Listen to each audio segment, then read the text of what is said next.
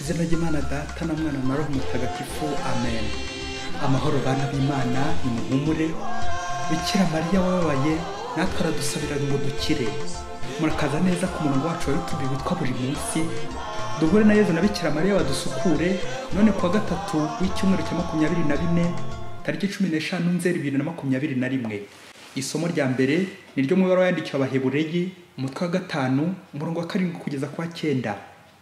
Bavandimwe, Kristo mu gihe cy'imibereho ye yo ku isi niyo wasengaga atakamba mu miborogo n'amarira, abitura washoboraga kumurokora urupfu, maze arumvirwa kuko yagororokeye Imana. Nubwo yari mwana bwose, ibyo yababaye byamwigishije kumvira, maze aho amariye kuba intagereranywa, abamwumvira bose abavira mu isoko y'ubucungurwe bw'iteka. Iryo ni ijambo ry'Imana. Zaburi ya 31. Nyagasani unkize, ugiriye impuhwe zawe. Uhoraho ni wo buhungiro bwanjye, singateterezwe bibaho. Girira ubutabera bwawe maze umbohore, ntega amatwi maze ubanguke untabare. Mbere urutare rukomeye n'urugo rucinye nzakiriramo. Koko rero ni wowe urutare rwanjye n'ingabo inkingira. Nyobora undandate ubigiriye kubahiriza izina ryawe. Ngo botora umutego banteze kuko ari wo mbaraga zanjye. Kiza ubugingo bwanjye mu maboko yawe. Ni wowe uncungura, Uhoraho Mana nyir'ukuri. Ariko ndakwiringiye Uhoraho, ndavuga nti Imana yanjye ni wowe. Ibihe byanjye biri mu kiganza cyawe, ngaho rero ngo botora mu maboko y'abanzi banyibasiye. Mbega ukuntu ibyiza wageneye abagutinya ari byinshi. Ubiha bubereye ubuhungiro bose, kandi ukabibagwizaho rubanda rwose rubyirebera. Nyagasani unkize, ugiriye impuhwe zawe. Nyagasani Yesu ntabane namwe. Amagambo mu Ivanjili ntagatifu Yezu Kristo uko yanditswe na Luka umutwe wa 2 umurongo 33 kugeza kwa 35. Igihe Yezu aturwaga Imana mu ngoro, se na nyina batangazwaga n'ibyo bamuvugagaho. Nuko Simewoni arabashima, maze abwira Mariya nyina wa Yezu ati, dore uyu nguyu yashyiriho kubera benshi muri Isiraheli impamvu yo korama cyangwa gukira. Azaba n'ikimenyetso bazagiraho impaka. Nawe kandi inkota zakwahuranya umutima, bityo ibitekerezo biri mu mitima ya benshi bigaragare. Iyo ni Ivanjili ntagatifu. Amahoro ya Kristo aganze iwacu bana ba Bikira Mariya.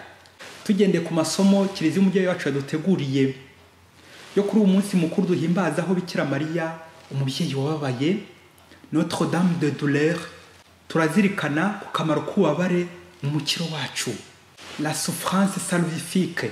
Bikira Mariya ahamagara Yezu, Yezu ahamagara Bikira Mariya. Muri rutije muzakurikire yo duhimbaje umutima mutagatifu wa Yezu, bucya duhimbaza umutima utagira inenge wa Bikira Mariya. Iyo mitima yombi irafatanye, irahuye.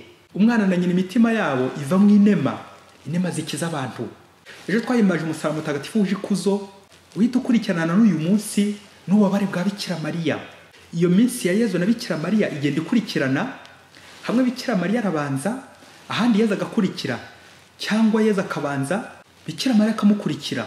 Ubwo n'uburyo bwiza Kiliziya idufashamo gusobanukirwa byimbitse niyo sano ikomeye kandi idakurwaho iri hagati y'Imana na Bikira Mariya, iri hagati Yezu na nyina. Ntawe ukunda umwana ngo yange nyina, kunda Yezu na Mariya. Dutangazwe nuko Yezu na nyina ari imibabaro ntawe ucurundi, ari ibyishimo bombi barasangira, ariko bikabera muri wa mugambi wo gukiza abantu, gucungura isi.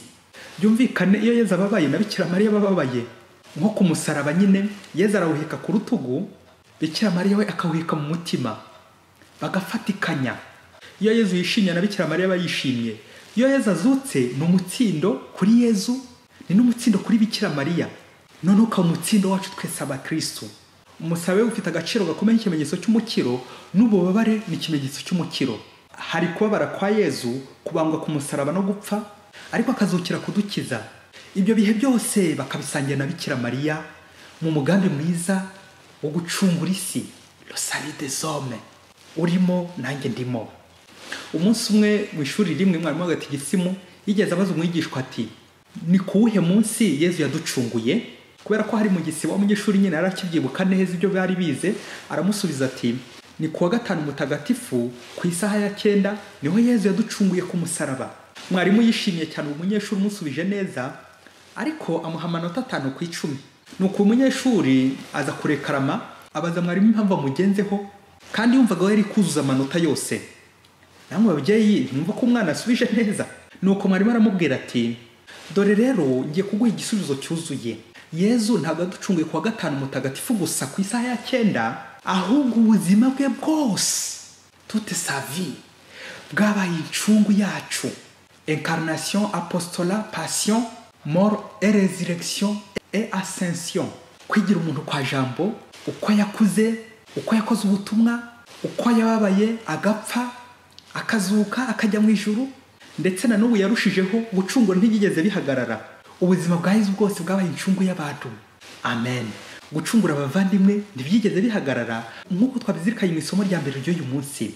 Ibaruwa yandikiwe Abahebureyi bagize bati Kristo mu gihe cy'imibabaro ye ku isi niwe wasengaga atakamba mu mirogo n'amarira abitura uwashoboraga kumurokora urupfu. Amen. Imibabaro ya Yezu Kristo ayisangiye na Bikira Mariya kuko twanabizirikanye mu ivanjiri y'uyu munsi. Iyuzuzwa ry'ubuhanuzi bwa Simewoni igihe Yezu yaturwaga Imana mu ngoro ajyanywe n'ababyeyi be, byumvikane ko imibabaro y'umwana na nyina byahereye kera pe, kuva kivuka aturwa Imana mu ngoro. Nuko Simewoni atangira kubashima, atangira kubabwira ko Yezu ari ikimenyetso cy'umukiro, maze abwira Bikira Mariya ati nawe mubyeyi inkota izakwahuranya umutima, maze ibitekerezo biri mu mitima ya benshi bigaragare. Amen. Inkota muri ivanjiri ntitumve nk'icyuma cyica, ahubwo inkota lepe isobanura ijambo ry'Imana, ivanjiri ya Kristo. Bikira Mariya wakira Yezu Kristo uje gucungura isi, kandi Kristo ntiyacunguye isi ari guseka, ahubwo ababaye, abajwe n'ibyaha byawe, abajwe n'ibyaha byanjye, abajwe n'ibyaha byacu twese. Nguko rero ko Bikira Mariya azabazwa n'agahinda dutera umwana we.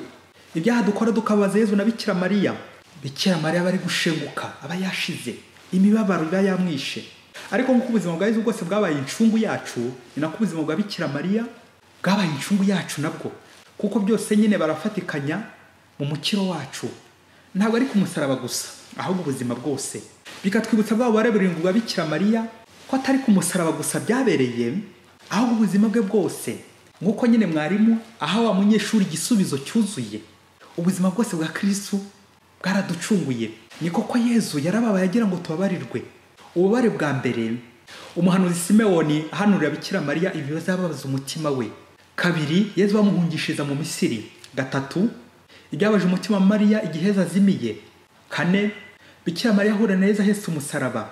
Gatanu, Bikira Mariya ahagaze munsi y'umusaraba. Gatandatu, Bikira Mariya akira umurambo wa Yezu mu maboko ye. Karindwi, Bikira Mariya ashyira umurambo wa Yezu mu mva. Amen. Nyumvira ubwo bubabare mubyeyi. Babyeyi ngaho namwe nimumbwire, uzi ko umubyeyi ubuzima bwe bwose yahuye n'ibizazane, agahinda, ingorane, amagorwa, imibabaro, kandi yari ari kumwe n'Imana, yari yarabyaye umwana w'Imana. Kubera iki? Nuko kuba uri kumwe na Yezu, kuba uri kumwe n'Imana ntibikuraho imibabaro, kuko imibabaro nyine niho umukiro wacu unyura, kuko nyine Imana ntiyatwima imibabaro, kuko ari ryo sukuriro ryacu twebwe abanyabyaha, rikatuganisha hehe ku mukiro, ku butungane. Yezu na Bikira Mariya nabo baduha urugero babanza guhangayika, kuvunika, kugoka, kubabara ngo dukire. Ubutumwa bwabo ni uko bababara tukishima, barashira tugashisha, nuko kuvunika bakatuvunikira ngo tubeho.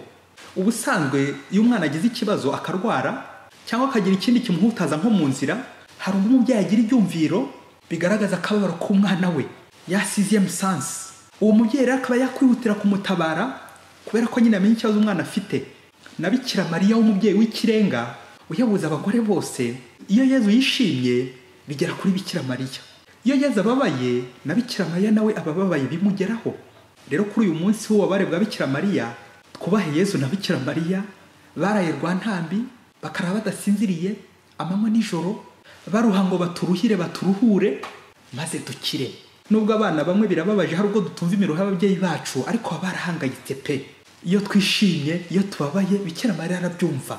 Nubwo utamubona ariko arakuruzi kandi aragusabira. Nubwo wamwirengagiza, we ntashobora kukwirengagiza.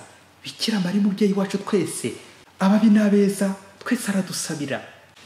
Hirya kure muri Afurika, umukobwa yigeze kujya kwiga mu mahanga, agezeyo atuma ku babyeyi be ko inzara yatewe muri icyo gihugu abamo, ko byose ari ukwikoca, ni ukwimenya, ni ukwitunga. nuko iwabo bakumva akababaro k'umwana wabo bakagurisha nk'umurima ubundi bakamuhereza amafaranga. Yakongera gutaka iwabo akabagurisha nk'itungo bakamuhereza amafaranga, ku buryo umukobwa yarangije kaminuza nta tungo nta murima iwabo bakigira, byose byarabashizeho kugira ngo barihire uwo mwana wabo. Mbese yarangije iwabo bageze kuri burembe pe n'ubukene. Nuko umunyeshuri wawe arangije kwiga kaminuza agaruka iwabo, yari yaragiye ari umwe, bagarutse ari babiri. Icyo kinyarwanda ababyeyi mufite abakobwa ndagira ngo muracyumva neza. Ibaze nawe uri nk'umubyeyi warariye ukimara ukagurisha utwawe twose ibyo wari utunze byose urihira umwana wawe ngo yige. Wenda wari wizeye ko nta masambu wagurishije umurihira, umunsi umwe nyine azayagaruza. Wizeye ngo ikinyarwanda igira iti sindera ibuye umwana arakura, ukaguma ku cyizere cy'umwana uri kwigisha. Wari wizeye diplome ya lisansi, umwana ngo yarangije kwiga kaminuza, wajya kubona ukabona kuzaniye nk'inda ikinyendaro yakuye muri kaminuza nyine, yaraminuje aho nyine mu mahanga.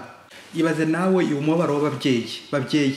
Nuko wa mukobwa uko yajyaga abeshya wabo ngo ari ku ishuri mu mahanga iyo nyine, kandi yarishingiye, umugabo arangiza kumurya twa dufaranga wabo bajyaga bamwohereza twose, arangije gutuzingira mu mufuka, amuta mu nzu y'ikode n'umwana, nuko aracika aramusiga. Nyamukobwa rero abonye ko byakomeye, ko bagiye kumufunga kubera inzara igiye kumwica n'umwana ndetse no kubura amafaranga y'ikodi, asubira iwabo na rwa ruhinja ariyo diplome yavanye muri iyo kaminuza yo mu mahanga. Ntibirarangira, wa mukobwa ageze iwabo yakomeje kuriza ibiciro. Nuko umunsi umwe umusore yaje kumusura, wa mukobwa aramwitegura neza, aramwemeza, nuko agiye kumwereka ababyeyi be. Ubwo se uwo mukobwa we bari baramufunze kubera amadeni yari yarafashe, arihira uyu mukobwa ishuri, akabura icyo yishyura, agafatwa bugwate muri prison. Nuko nyina ahingutse muri salo, umukobwa ari kumwe n'umusore we, uko nyina yari yambaye umwenda utobotse inyuma n'agapira gacitse. Wa mukobwa ahita abwira wa musore ati uri kugusuhuza ni umukozi wacu, ababyeyi bo ntibahari bagiye gucuruza mu mujyi, bashobora kuza nijoro watashye. Nuko wa musore atashye, wa mukobwa atonganya nyina aramutuka ati mama gucyo ntesha agaciro ukansebya, ugatinyuka ukambara imyenda yacitse ukaza n'amarenyano abantu bateraniye, nta soni koko? Babyeyi nimunyumvira umubabaro n'agahinda byongereye ku bindi, ni nk'aho amaraso yongeye kunega bundi bushya. Akaya mvugo ngo le terrain est glissant et vous y ajoutez encore de l'eau. Ikibuga warakinyereje none wongeye kongera mwandi mazi kugira ngo kirusha kunyerera, uzituramo uturemo n'abandi. Nuko nyina aramubwira ati mwana wanjye rega nanjye singe nta kambaro nkigira, utagira kambaro niyo twagiraga kugira ngo wige uminuze. Papa wawe sari mu munyururu adafashwe bugwate kubera wowe, atari wowe wagirira. Kwagurisha ibyo twari dutunze byose, amasambu, amatungo, kugira ngo wige umererwe neza. None se twakuraho ibyo kwambara, twemeye guseba ngo ugire agaciro mu bandi. Wa mukobwa amaze kumva agahinda n'ibyiza byose ababyeyi bamukoreye, araturikararira. Nuko arapfukama asaba nyina imbabazi. Yewe niba azigomwa ibyubahiro ubundi agafunguza se wafashwe bugwate kubera we, ibaze nanjye nibaze. Babyeyi nguko uko umwana abona inzu iri gushya akabaza nyina ati mamayi turaryama ryari? Ese wo mukobwa cyangwa wo musore diplome ufite yitwa gute? Yaba yaravuye mu mvune n'imiruho wagize bityo bikazagutera kwishima nyuma yaho, cyangwa yaje ari umusonga umuruho wicoka mu yindi kandi nawe kwirushya bitabuze? Amashuri wize, ubwenge ufite, diplome ufite ni igisubizo cyangwa ni ikibazo? Nuko rero umukristo nawe Bikira Mariya na Yezu bemera guseba, humiliation, ngo tugira agaciro, la gloire. Bemera kubabara ngo tubabarirwe. Uko niko tubeshya ababyeyi bacu ngo twagiye kwiga. Ibyo rero bigera kuri Bikira Mariya na Yezu tukababeshya ngo turi mu mahanga. Ibyo nyine bigashushanya amahanga y'icyaha, iraha ry'isi, kwinezeza mu ngeso mbi z'urukozasoni, kwivuruguta mu bibi mu byaha, tugasarura ibikoko n'ibisimba, tugasesagura imitungo. Ibyo byose uko bibabaza ababyeyi bikababaza urugo. Twumve noneho ukuntu Bikira Mariya tuba turi kumusonga igihe dukora amafuti, igihe dukora ibyaha, igihe twataniye tukajya mu mahanga mu cyaha. Bibabaza Bikira Mariya, bibabaza Yesu. Ibyaha byinshi dukora tukabaza Bikira Mariya, uyu ni umwanya wo kumusaba imbabazi natwe tugapfukama. Twirinde kwiryoshya ngo tudamarare kuri iyi si, ngo twitware nk'abana b'abategetsi b'abayobozi bakomeye bo mu bisubizo, ahubwo twiyoroshye mu kwigomwa ingeso mbi. Bityo tubabarane n'uwo mubyeyi tumufashe gukiza isi.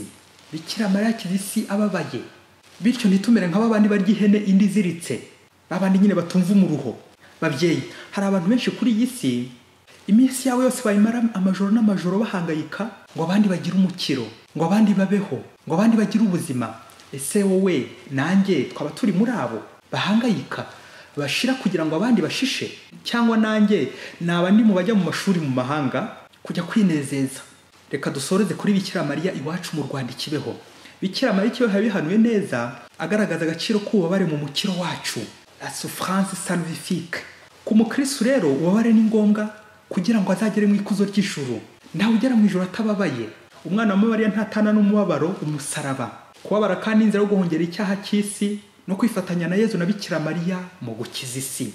Ni byiza rero kwakirana ukwemera n'ibyishimo imibabaro yose duhura nayo, kwibabaza no kwigomwa kugira ngo isi ihinduke, isi ibone umukiro. Amen. Ububabare n'isuku rero tugeza ku butungane, la purification. Bikira Mariya mubyeyi wababaye udusabire. Amen. Mwese Imana ibahe umugisha, Imana Data na Mwana na Roho Mutagatifu. Amen. Padiri Masumbuko Ladislas wa Diyosezi ya Cyangugu. Mater Dei, Mater